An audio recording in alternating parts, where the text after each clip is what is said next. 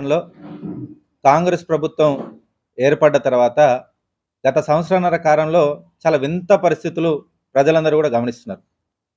ఒకవైపు వీళ్ళు 6 గ్యారెంటీలు సంవత్సరంలోనే అమలు చేస్తా అని చెప్పి దాన్ని అమలు చేయలేకపోగా మొన్నటికి మొన్న ఒక మీటింగు కేంద్రంగా ఈ రాష్ట్ర ముఖ్యమంత్రి నన్ను కోసినా పైసలు రావు, ఎక్కడ పైసలు లేవు, ఎవడు అప్పు ముట్టట్లేదని చెప్పేసి ఆయన మాట్లాడడాన్ని నిజంగా ఈరోజు గ్రామాలలో ప్రజలందరూ కూడా చీదరించుకుంటున్న విషయాన్ని కాంగ్రెస్ నాయకులందరూ కూడా గమనిస్తున్నారు, ఇబ్బంది పడుతున్నారు. మా ముఖ్యమంత్రి ఇట్లా మాట్లాడకుండా ఉండాల్సిందని వాళ్ళు కూడా ఏం చేయాలో పాలుపోక ఇబ్బందులు పడుతున్నారు. ఒకవైపు ప్రజలేమో చాలా భయానికి లోనవుతారు. ఒకవైపు వీళ్ళు సంక్షేమ పథకాలు అమలు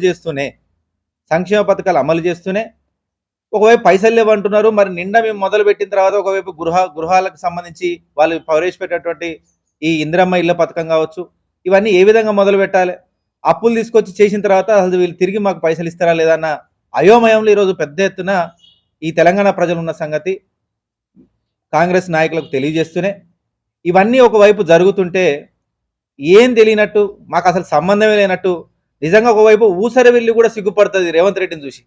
ఆయన అనే మాటలకు, ఆయన చేసే చార్చలకు ఏమాత్రం పొంతం లేదు. పైసలు లేవంటాడు. ఈ మిస్ వరల్డ్ పోటీల పేరుతోటి దాదాపు 200 కోట్లతోటి ఇక్కడ తెలంగాణలో అసలు గతంలో బీఆర్ఎస్ ప్రభుత్వం ఏం చేయలేదనుకుంటేనే ఇక్కడ బీఆర్ఎస్ ప్రభుత్వం హయాంలో కట్టించినటువంటి కేసీఆర్ గారి హయాంలో కట్టించినటువంటి బుద్ధవనానికి ఇక్కడ ఆ కాంపిటీషన్ సంబంధించిన సుందరిమణులు అందరినీ తీసుకొచ్చింది. ఇక్కడ కేసీఆర్ గారు కట్టినటువంటి అందాలన్నిటి కూడా చూపిస్తుంటే అక్కడ ఉన్న వాళ్ళు కూడా ఎవరు కట్టిరంటే ఇది కేసీఆర్ కట్టిరని చెప్పినారంట. ఇక్కడి నుంచే యాదాద్రి తీసుకుపోయినారు. యాదాద్రి మొత్తం బాగుంది, ఇదెవరు చేసిరంటే ఇది కేసీఆర్ అనే వ్యక్తి ఇక్కడ మొదటి ముఖ్యమంత్రి, ఆయన చేసిండని మళ్ళీ వాళ్ళకి చెప్పినారంట. అక్కడి నుంచి మళ్ళీ సీదా తీసుకెళ్లి సెక్రటేరియట్ తీసుకెళ్తే ఇదెవరు కట్టిరు, ఇది కూడా బాగుందంటే ఇది కూడా కేసీఆర్ చేసినంటే అసలు కేసీఆర్ ఎవరు అని చెప్పేసి ప్రతి ఒక్కరు కూడా అడగడం మొదలుపెట్టిరంట. ఈయనేమో తల పట్టుకున్నాడు, ఏం అర్థం కాక. అంటే ఒకవైపు ఈ ప్రభుత్వం వచ్చిన తర్వాత అసలు కేసీఆర్ గారు ఏం చేయలేదు అనుకుంటేనే వాళ్ళు ఈ రాష్ట్రంలో ఏదన్నా ముద్దుగా చూపించాలనుకుంటే ఒకవైపు బుద్ధవనం కానీ యాదాద్రి కానీ మన సెక్రటేరియటే వాళ్ళ దిక్కైంది. కొంచెం అదే రేవంత్ రెడ్డి గారికి కొద్దిగా సిగ్గు లజ్జ అని ఉంటే ఈ తెలంగాణ సాధించడం కోసం కేసీఆర్ గారు భారతదేశ వ్యాప్తంగా ఎక్కడ లేని విధంగా ఒక మంచి అమరవీర స్తూపం కూడా కట్టినారు, దాన్ని కూడా తీసుకుపోవాల్సి ఉండే. అతిపెద్ద అంబేద్కర్ విగ్రహం కట్టినారు, దాని దగ్గర కూడా తీసుకుపోవాల్సి ఉండే. అది కూడా జరుగుంటే నిజంగా తెలంగాణ ప్రజలు చాలా హర్షించే వాళ్ళని కూడా ఇక్కడున్న తెలంగాణ సామాజిక వర్గం ఏమనుకుంటున్నారో దానికి అనుగుణంగా మీకు తెలియజేసుకున్నాం. ఒకవైపు రైతు బంధు పడలేదు, రుణమాఫీ కాలేదు, మాకు ఇల్లులు ఇస్తానని ఏదైతే మీరు కొబ్బరికాయ కొట్టి బునాది తీసిపోయినారో దానికి ₹1,00,000 మాకు చెక్ ఇచ్చారు, కానీ ఇంతవరకు ₹1,00,000 మాకు అకౌంట్లో పడలేదని చెప్పేసి ఆ పైలట్ ప్రాజెక్టులో తీసుకున్నటువంటి గ్రామాలలో కూడా ఎవరెవరికైతే మీరు ఇల్లులు సెలెక్ట్ చేసిరో వాళ్ళు కూడా ఆ డబ్బులు బ్యాంకులు ఇంకా పడలేదని చెప్పి పెద్ద ఎత్తున ఇబ్బంది పడుతుంటే వీళ్ళు ఎవ్వరిని పట్టించుకున్న పాపాన పోలేదు.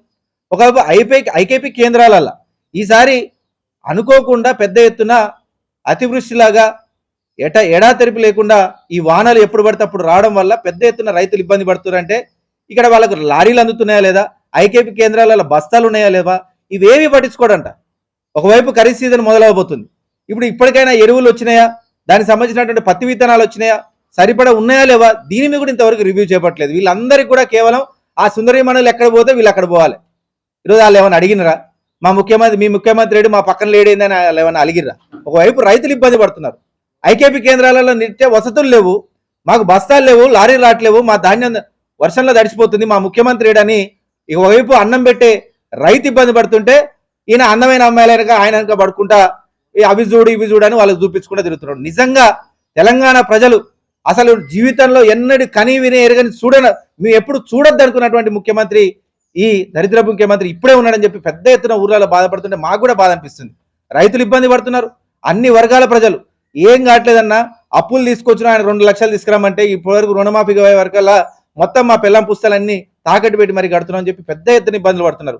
ఈ ఇబ్బందులు ఏం పట్టించుకోకుండా ఒకవైపు అందాల పోటీలు అంటాడు, ఇంకోవైపు ఇక్కడికి వచ్చి నా చేతిలో పైసలు లేవు, నన్ను కోసిన పైసలు రావు, నేను జీతాలు ఇవ్వడానికి నా దగ్గర పైసలు లేవట్లా అంటాడు. ఒకవైపు స్థానికంగా మీరు ఎలక్షన్లు పెట్టకపోవడం వల్ల, ఒకవైపు సర్పంచులు లేకపోవడం, ఎంపీటీసీలు లేకపోవడం, ఎంపీపీలు లేకపోవడం వల్ల గ్రామాలల్లో ఎక్కడ పడేసిన చెత్త అక్కడనే ఉంటుంది. ఎక్కడ ఒకవైపు లైట్లు పోతూ ఉన్నాడు కానీ పరిస్థితి లేదు, పంచాయతీ సెక్రటరీలు అయితే అసలు మేమేమవుతున్నాం మాకు తెలియట్లేదు సార్, ఇప్పటికి దాదాపు 6 లక్షలు 7 లక్షలు అప్పులు చేసినాము, ఏం చేయాలో అర్థం కాలేని పరిస్థితి. ఒకవైపు గురుకులలో ఏదైతే ప్రైవేట్ స్కూళ్ళలో విద్యార్థులను వాళ్ళు చదివిస్తున్నటువంటి విద్యలకు గవర్నమెంట్ స్కూళ్ళ తరపు నుంచి గవర్నమెంట్ విద్యార్థులకు సంబంధించి వాళ్ళకి ఇవ్వాల్సిన రియంబర్స్మెంట్ ఏదైతే రావట్లేదో వాళ్ళ పిల్లల భవిష్యత్తు కూడా ప్రశ్నార్థకం అవుతుంది. వీటి అన్నిటి మీద రివ్యూ చేసి వీటి మీద మాట్లాడే బదులు, ఒకవైపు నీళ్లు బాగా ఇబ్బందులు అవుతున్నాయి, ఇవన్నిటి మీద రివ్యూ చేసే బదులు ఈయనేమో అందాల పోటీలు తిరుగుతాడు, ఇక్కడ స్థానిక ఎమ్మెల్యేనేమో అసలు నిమ్మకు నీరెత్తనట్టుగా. నిజంగా కుంభకోణం అంటేనే కాంగ్రెస్ ప్రభుత్వం అంటేనే కుంభకోణం అని చెప్పేసి మా గౌరవ రాష్ట్ర వర్కింగ్ ప్రెసిడెంట్ కేటీఆర్ గారు ఇప్పటికే అసెంబ్లీ సాక్షిగా A to Z ఎన్ని అక్షరాలు ఉన్నాయో అన్ని అక్షరాల పేర్ల మీద ఉన్నటువంటి మన ఈ కుంభకోణాలన్నీ కూడా కాంగ్రెస్ ప్రభుత్వం చేసినదని చెప్పేసి మా గౌరవ వర్కింగ్ ప్రెసిడెంట్ కేటీఆర్ గారు చెప్పినారు. అది ఈరోజు మా నాగార్జునసాగర్ నియోజకవర్గంలో కళ్ళగట్టినట్టు కనపడుతుంది.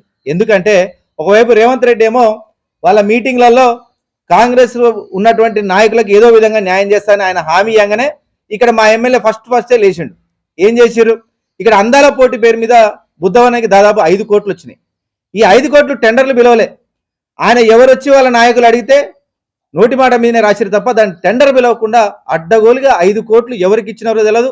మేము ఆల్రెడీ అభివృద్ధి చేసిన అదే బుద్ధవనంలో 5 కోట్లు పెట్టి ఏం చేసినారో తెలియదు, కానీ మొత్తంగా దారాదత్తంగా ఇక్కడ ఉన్నటువంటి స్థానిక నాయకులకు రాసిచ్చడం జరిగింది. దీన్ని ఖచ్చితంగా ఒక ప్రభుత్వ సొమ్ముని దుర్వినియోగం జరుగుతున్నందుకు దీని మీద చర్యలు చేపట్టి మీరందరూ కూడా దాని మీద ఒకసారి పర్యవేక్షణ కమిటీ వేసి అక్కడ ఏం జరిగిందో ప్రతి ఒక్కరు కూడా ప్రజల సొమ్ము దుర్వినియోగం కాకుండా చూసుకోవాల్సిన బాధ్యత ఈరోజు కాంగ్రెస్ ప్రభుత్వం మీద ఉంది, కాంగ్రెస్ పార్టీ నాయకుల మీద అధికారుల మీద కూడా ఉందని చెప్పేసి మేము తక్షణమే దాని మీద కూడా ఒక కమిటీ వేసి అసలు ఆ పైసలు ఏ విధంగా దుర్వినియోగమైనాయో దాన్ని ఖచ్చితంగా తెలియజేయాలని చెప్పి మేము అందరం కోరుతున్నాం. 3 కోట్ల నుంచి 4 కోట్ల వరకు బియ్యానికి సంబంధించి ఆంధ్ర ప్రాంతం నుంచి ఇక్కడ తీసుకొచ్చి మన తెలంగాణ రైతులకు రావాల్సిన డబ్బుని ఒక వడ్లని ఏదైతే వడ్లకు సంబంధించి మన ఆంధ్రాకు సంబంధించినటువంటి వడ్లను ఇక్కడ తీసుకొచ్చి అమ్మడం వల్ల ఈ తెలంగాణ ప్రాంతంలో ఉన్నటువంటి రైతులు లాభపడాల్సినటువంటి పైసలని దుర్వినియోగంగా ఇక్కడ స్థానికంగా ఉన్నటువంటి కొంతమంది నాయకులు ఏదో వాళ్ళు మొత్తం కూడా తిన్నారు అని చెప్పేసి పెద్ద ఎత్తున నిన్న మొన్న పేపర్లు అందరూ చదువుతున్నాం. దీని మీద తక్షణమే ఒక కమిటీ వేసి దీని మీద నిజ నిర్ధారణ చేయాల్సిన అవసరం చాలా ఉంది. ఎందుకంటే ఇక్కడ స్థానికంగా చూసుకుంటే మొన్నటి వరకు ఐకేపీ కేంద్రాలల్లో ఎందుకన్నా మాకు మార్కెట్ యార్డ్ ఉంది కదా, అతిపెద్ద హాలియా మార్కెట్ యార్డ్, దాంట్లో ఆరబోసుకుంటామంటే లేదు ఇక్కడ మొత్తం ఇక్కడ స్థానికంగా ఉన్న వాళ్ళే పోసినారని చెప్పి ఒక్కరికి కూడా ఇక్కడ స్థానికంగా ఉన్నటువంటి రైతులకు అవకాశం ఇవ్వకుండా ఆంధ్ర ప్రాంతం తీసుకొచ్చినట్టు వడ్లని అఫీషియల్గా మా హాలియా మార్కెట్లో ఆరబోసిరని చెప్పి పెద్ద ఎత్తున రైతులందరూ గోల చేస్తున్నారు. ఇంత పెద్ద గోల చేస్తున్నటువంటి వీళ్లకు అసలు ఒక్కరోజు కూడా సమాధానం చెప్పడానికి, ఒక రివ్యూ చేపట్టడానికి కనీసం ఇక్కడ లారీలు రావట్లేవు, బస్తాలు ఇవ్వట్లేరు అని చెప్పేసి ఒక రివ్యూ చేయడానికి కూడా ఇక్కడ స్థానికంగా ఉన్నటువంటి ఎమ్మెల్యే ఎప్పుడు కూడా స్పందించలేదు.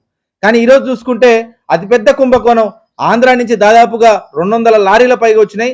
దాదాపుగా ఒక్కొక్క లారీ మీద 1,50,000 లాభం దండుకున్నారని చెప్పేసి వాళ్ళందరూ కూడా ప్రజలందరూ కూడా మాట్లాడుకుంటున్నారు.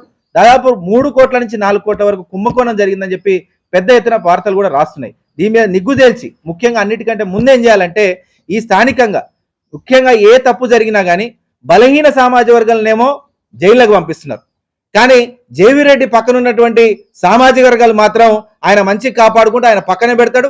ఇక్కడ జైలుకి పంపించిన వాళ్ళని మళ్ళా వెనక దొడ్డిదోవని వచ్చేసి మిమ్మల్ని కూడా నేనే కాపాడుతా అని ఒకవైపు కుంభకోణం చేస్తూనే మళ్ళా వాళ్ళని ఏదో విధంగా కాపాడుతామని చెప్పేసి ముందు వెనక అడుగులేసుకుంటా ఒకవైపు బలహీన సమాజ వర్గాలనేమో జైలుకి పంపిస్తున్నాడు, ఆయన పక్కన వాళ్ళనేమో అమెరికా పంపిస్తున్నాడు. ఏదైతే మార్కెట్ కమిటీలో ఏదైతే మార్కెట్ యార్డ్లో అవి ఆరబోసినారో దానికి సంబంధించిన చైర్మన్కి కానీ మిగతా వాళ్ళని కూడా వాళ్ళ మీద చర్యలు తీసుకోవాలి. వాళ్ళందరినీ ఏమో అమెరికా పంపిస్తాడు, లోపల పెట్టుకుంటాడు. పాపం కింద వాళ్ళు చెప్పడం వల్ల చేసినటువంటి కింద పనిచేసినటువంటి చిన్న వాళ్ళనేమో తీసుకెళ్లి జైల్లో పాలు చేస్తున్నాడు. ఈ రకంగా బలహీన సమాజ వర్గాలను ఇబ్బంది పెట్టాలి, ఆయన పక్కన ఉన్నటువంటి ఈ సమాజ వర్గాలను మాత్రం కాపాడుకోవాలని ఆయన ఆలోచనని నిజంగా ప్రజలందరూ కూడా గమనిస్తున్నారు. అతి పెద్ద కుంభకోణం అయినటువంటి దాదాపు ఇక్కడ 3 కోట్లు కావచ్చు, ఆ బుద్ధవనం పేరుతో దాదాపు 5 కోట్లు కావచ్చు, టెండర్లు పిలవకుండా యథేచ్ఛగా మీ ఇష్టం వచ్చినట్టు ప్రజాధనాన్ని దుర్వినియోగం చేస్తుంటే నిజంగా ఈరోజు తెలంగాణలో ఉన్నటువంటి ప్రతి ఒక్క పేదలు కూడా ఇబ్బంది పడుతుంటే దాని గురించి పట్టించుకోకుండా నీ కాంగ్రెస్ కార్యకర్తల కోసం నువ్వు ఎట్లాంటి ఇబ్బందులు తలెత్తకుండా టెండర్లు పిలవకుండా నువ్వు చేసినటువంటి ఈ దుశ్చర్యలనేది కూడా ప్రజలు కూడా గమనిస్తున్నారు. కాబట్టి ఒకవైపు స్థానికంగా ఉన్నటువంటి ఎమ్మెల్యే కూడా వీటన్నిటి మీద తగిన చర్యలు తీసుకోవడం కోసమైనా కానీ ముందుకొచ్చి వాళ్ళు చేసినటువంటి ఏదైతే ఈ కుంభకోణం ఉందో దీన్ని అసలు ఏం జరిగింది అనేది మీద ఖచ్చితంగా ప్రజలకు ముందుకొచ్చి సమాధానం చెప్పాలి. దీంతో పాటు అక్కడ బుద్ధవనం పేరుతోటి టెండర్లు పిలవకుండా ఎందుకు ఈ విధంగా 5 కోట్లను దుర్వినియోగం చేసారో దానికి కూడా సమాధానం చెప్పాలి. వీటన్నిటితో పాటు ఈరోజు రాష్ట్రంలో ప్రజలకు ఇయడానికి, రైతులకు ఇయడానికి, రుణమాఫీ చేయడానికి పైసలు లేవు, కానీ మిస్ వరల్డ్ కాంపిటీషన్లకు మాత్రం మాకు పైసలు ఉన్నాయని చెప్పే అసమర్థ ఒక దరిద్రమైనటువంటి ఇప్పుడున్నటువంటి ముఖ్యమంత్రి ముందుకొచ్చి ప్రజలకు క్షమాపణ చెప్పి ఇప్పటికైనా ఆయన అమలు చేసిన అని చెప్పినటువంటి పథకాలన్నింటి కూడా పూర్తిగా అమలు చేసి సక్రమంగా ప్రతి ఒక్క పేదవాడికి పైసలు అందించాలి. ఈ ఏదైతే 24 గంటల కరెంటు మేము ఏదైతే గతంలో అందించినామో ఇప్పుడు పెద్ద ఎత్తున మోటార్లు కాలిపోయి, ట్రాన్స్ఫార్మర్లు కాలిపోయి పెద్ద ఎత్తున ఇబ్బందులు పడుతున్నారు రైతులు. వాళ్ళకు కూడా తక్షణమే వాళ్ళు న్యాయం చేయలేకపోతే రేపు మళ్ళొచ్చే ఖరీఫ్ సీజన్లో కూడా పెద్ద ఎత్తున రైతులు ఇబ్బంది పడతారు. కాబట్టి అన్నం పెట్టే రైతన్నను పట్టించుకుందాం, ఈ అందమైన భామలను పక్కన పెట్టి ఈ అన్నం పెట్టే రైతన్నం పట్టించుకుందాం అని ఒక చిన్న ఆలోచన వచ్చినా సరే తక్షణమే ఈ తెలంగాణ వ్యాప్తంగా రివ్యూలు చేపట్టాలని చెప్పేసి మేము నాగార్జున సాగర్ నియోజకవర్గం తరపున ఇక్కడ ఉన్నటువంటి ప్రజల తరపున బీఆర్ఎస్ పార్టీ పక్షాన నేను డిమాండ్ చేస్తున్నా తెలియజేస్తున్నాను.